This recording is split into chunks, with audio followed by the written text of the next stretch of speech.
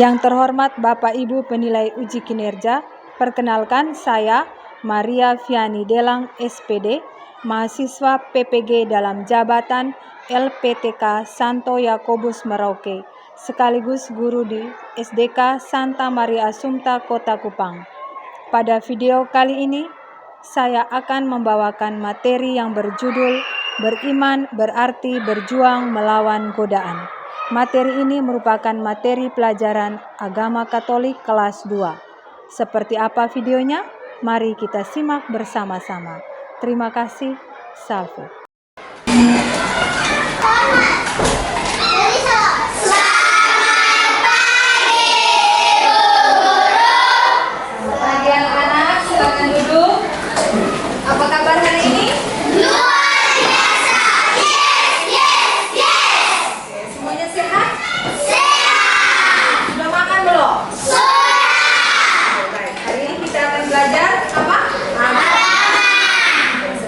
Belajar, Ibu absen dulu ya.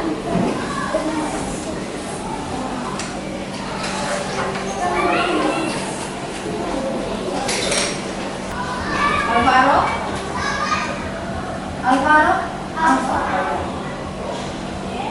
Ara. Adelia Rohi. Ransa Atu. Daniel. Dominik. Emalku. Elizabeth Usboko, Evelyn Tanjung, Franciscus Gulo, Gabriel Alvaro, Gemma, Hedwig Abigail, Helenia Epu, Kairos, Lestari, Maria, Kewalama Kemolu, Maria Gracia, Maria Vincencia Longga, Maris Kamali, Miguel, Mikaela Soba, Natasha, Skolastika Zalea, Sigrid, William Ton, Yohanes. Baik anak-anak, kita mulai pelajaran kita. Hari ini kita akan belajar tentang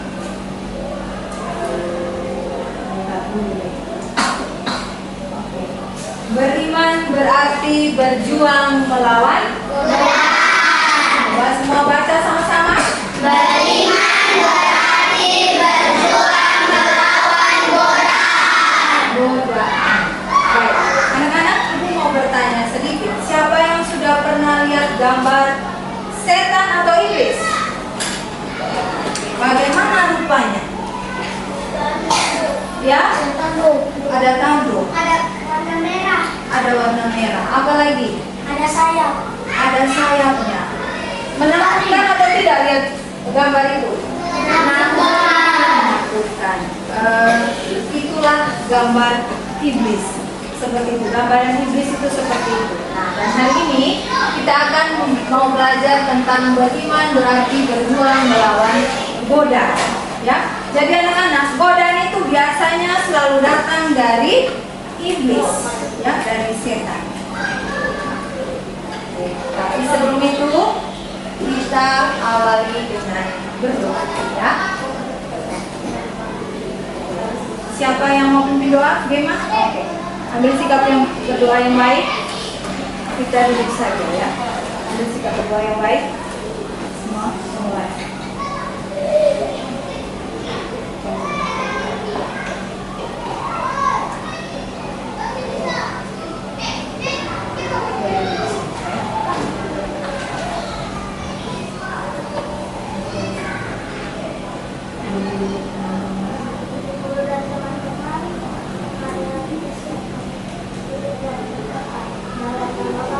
Dalam nama Bapa dan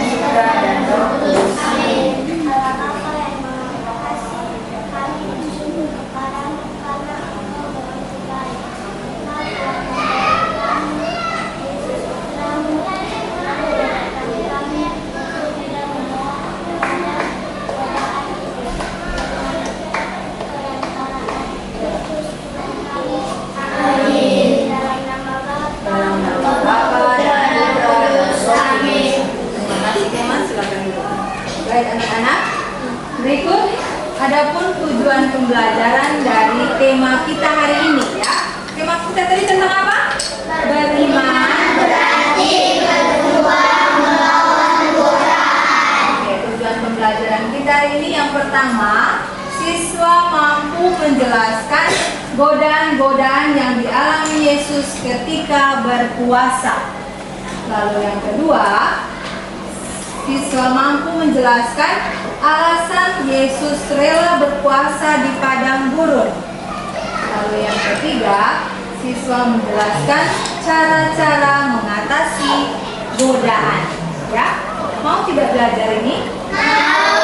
Oke, tapi sebelum itu kita bernyanyi dulu ya. Semua berdiri. Oke, semua berdiri. Kakinya dalam nama Tuhan Yesus. Sudah pernah nyanyi toh?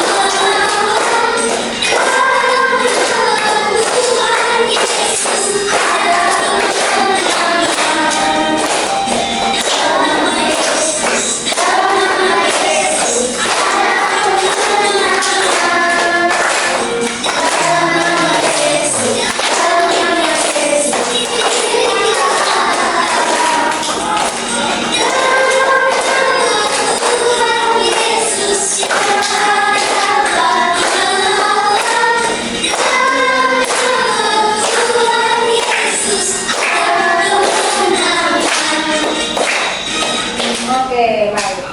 Itu lagu judulnya apa? Dalam nama Yesus. Oke, silakan duduk.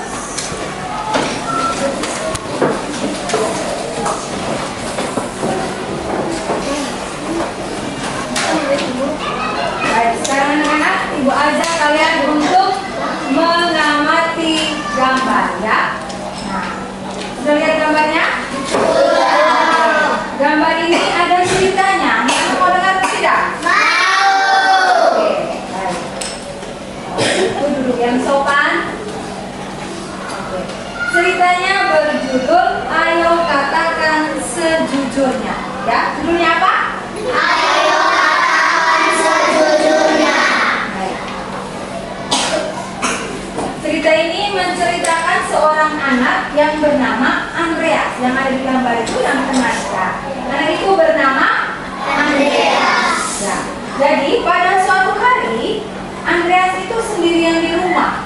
Nah, lalu tanpa sengaja ia menjatuhkan vas bunga milik mamanya. Dan vas bunga itu adalah vas bunga kesayangan mamanya.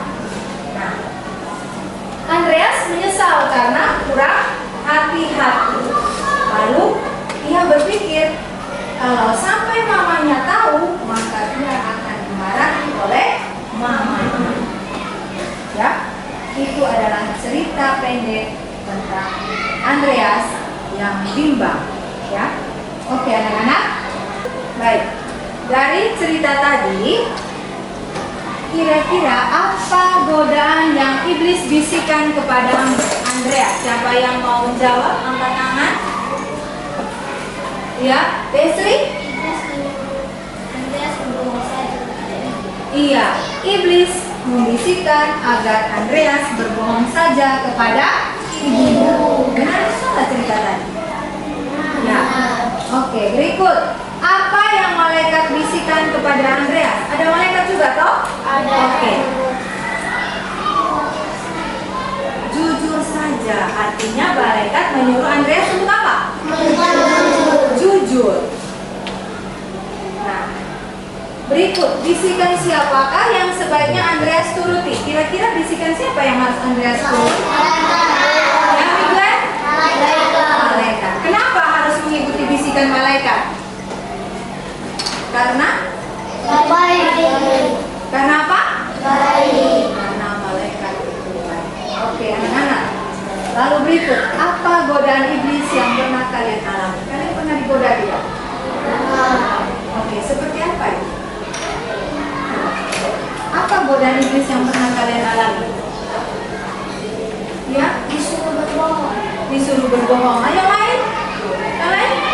Ada? Ada atau tidak? Siapa yang? Oke, Azalea? Ya? Disuruh mandi hujan. Disuruh atau keinginan sendiri untuk mandi hujan? Disuruh oleh siapa? Iblis. Azalea lihat. Itu kan keinginan Azalea kan? Oke, siapa lagi? Siapa yang pernah digoda iblis? Oke, baik anak-anak. Yang berikut, bagaimana perasaanmu setelah menolak godaan iblis? Kalau kalian berhasil menolak godaan iblis, bagaimana perasaan kalian? Senang. Tapi rasa anak-anak, iblis itu tidak kita lihat, ya. Tapi dia itu ada di dalam hati kita. Dia bersuara. Ketika kita mendengarkan suara iblis, maka kita akan melakukan yang tidak baik. Dan iblis itu biasanya membujuk kita untuk melakukan hal-hal yang apa? Tidak baik. Yang tidak baik. Tetapi suara malaikat itu bagaimana anak-anak? Mengajak kita untuk Berbuat baik.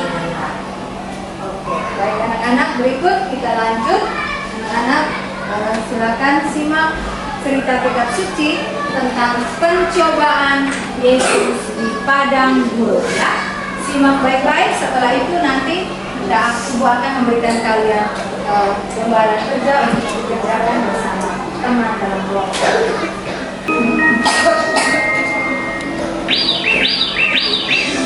Kisah ini dimulai setelah pembaptisan.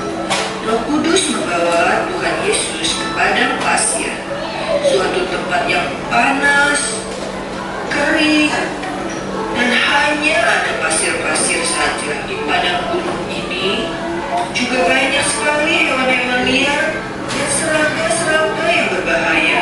Yesus tinggal di tempat ini selama 40 hari 40 malam.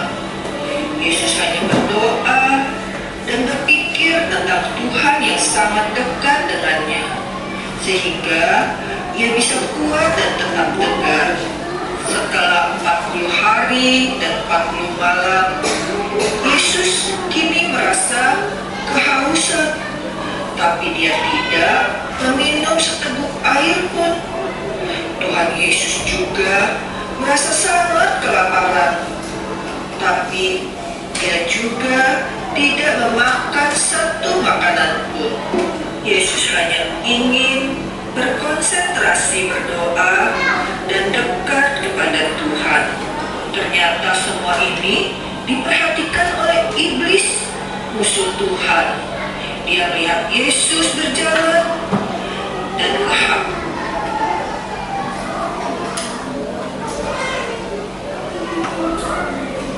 Adam dan Hawa. Dia menyerupai ular, mencobai Adam dan Hawa. Dan sekarang dia ingin mencobai Tuhan Yesus. Ketika Tuhan Yesus lapar dan haus setelah berpuasa selama 40 hari dan 40 malam.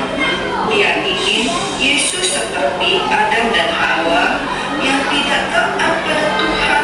Iblis menghampiri Yesus dan berkata,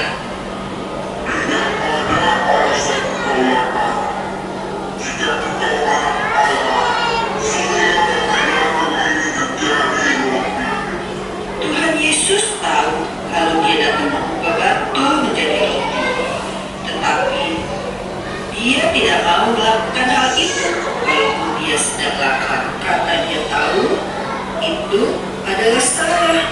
Ada tertulis, manusia hidup bukan hanya dari roti saja, tetapi dari semua perkataan yang dikatakan Tuhan. Yesus tahu Tuhan akan menyediakan apa yang dia butuhkan, tetapi ada yang lebih penting dari makan dan minum. Lalu iblis memutuskan untuk mencobai Tuhan Yesus yang kedua kali. Iblis membawa Yesus naik ke puncak gunung yang tinggi. Dari atas puncak Tuhan Yesus, semua yang ada di bawahnya, semua kerajaan dunia dan keindahan di dunia ini. Lalu iblis berkata kepada Yesus, semua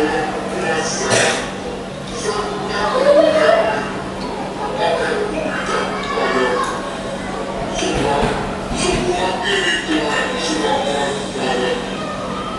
Kamu akan diperkaya, asalkan engkau menyembah aku. Seluruhnya akan menjadi milik. Ada tertulis, engkau harus menyembah Tuhan Allahmu, dan hanya kepada Dia sajalah engkau berbakti. Yesus tahu iblis tidak seperti Tuhan yang memberikan cinta, perhatian, dan pengampunan kepada semua anak-anaknya. Iblis belum menyerah. Dia lalu membawa Yesus ke atas hubungan bait Allah di Yerusalem. Yesus melihat ke bawah. Di kejauhan banyak sekali tampak rumah-rumah. Ada bait Allah dan gedung-gedung yang tinggi. Tampak juga pasar-pasar dan orang-orang yang sedang berjalan.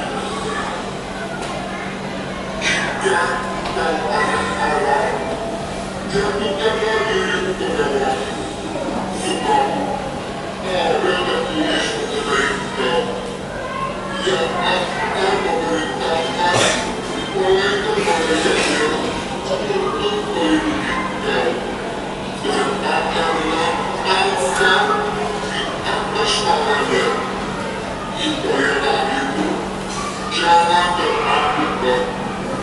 Ada firman yang berkata, jangan mencobai Tuhan Allahmu. Setelah semua yang dilakukan iblis tidak berhasil, lalu pergilah iblis dari hadapan Yesus. Dia menunggu waktu yang tepat untuk mencobai lagi. Demikianlah firman Tuhan hari ini. Ya tadi, sekarang ibu mau bertanya, apa jawaban Yesus saat iblis memintanya mengubah batu menjadi roti? Siapa ya? Tian, ayo Tian. Manusia bukan hidup dari roti saja. Itu jawaban dari siapa? Yesus. Itu artinya Tuhan Yesus menerima atau menolak? Menolak. Ya, jadi saat iblis meminta Yesus, menggoda Yesus untuk mengubah batu menjadi roti, Yesus menjawab, manusia hidup bukan dari Roti saja. ya. Padahal anak-anak tahu waktu itu Tuhan Yesus itu lagi lapar-laparnya karena Tuhan Yesus habis berpuasa, tidak makan dan tidak minum selama berapa hari tadi? 40 hari, 40 malam. Oke, hebat tidak Tuhan Yesus? Hebat. Oke. Kalau begitu tadi ada berapa kali godaannya? 3. Duanya apa saja? 2. Ada 2 lagi kan? Tadi sudah jawab 1. Yang kedua? Ya, Mariska. Tadi sudah. Menjatuhkan dirinya dari atas hubungan apa tadi? Lalu yang satunya apa? Menyembah Yesus. Apa jawab Yesus terhadap iblis ketika iblis menyuruh Yesus menjatuhkan dirinya dari atas hubungan baik Allah? Apakah Yesus mengikutinya? Tidak. Artinya Tuhan Yesus apa? Menolak. Baik, pertanyaan yang sama. Oke, baik. Janganlah kamu coba Tuhan Allahmu. Iya, janganlah engkau cobai Tuhan. Dan setelah itu iblis buat apa? Ada sama di bagasi dia. Tinggal di sini. Oh ini bagasi yang di bawah. Kalau Tinggal di sini. Oh, di situ kan biasa sama ya. sahabat cepat di belakang sahabat. Kan ibu kan nggak usah pakai itu, nggak usah pakai Jawabannya di sini. saya pakai belakang jam 10 kan kita itu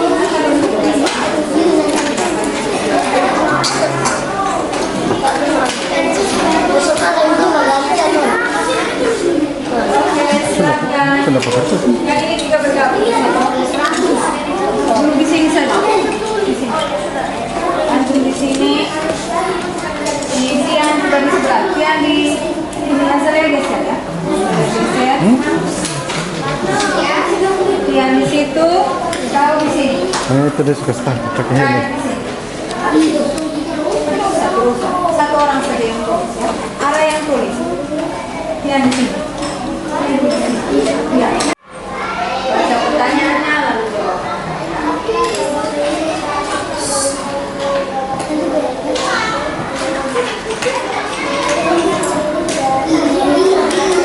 Oke, manusia hidup bukan dari roti saja. Semua sama jawabannya? Benar atau salah? Benar atau salah? Iya. Oke, yang kedua.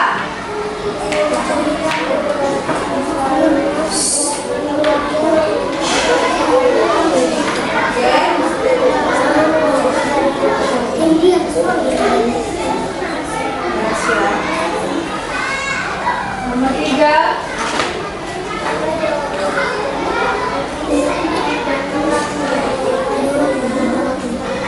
Senyala. Sedikit tidak bisa.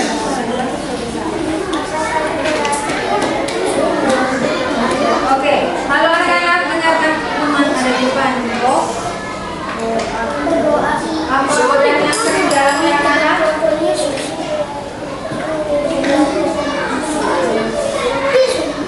Oke, berikutnya. Apa yang dilakukan untuk melawan godaan iblis? Elike jawab. Berdoa.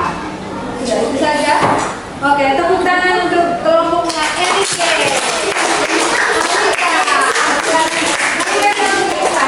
Tepuk 2.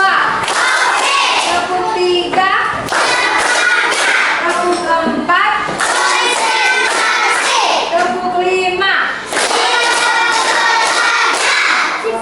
Siap belajar. Baik anak-anak, dari jawaban yang sudah disampaikan oleh teman kalian tadi, maka yang pertama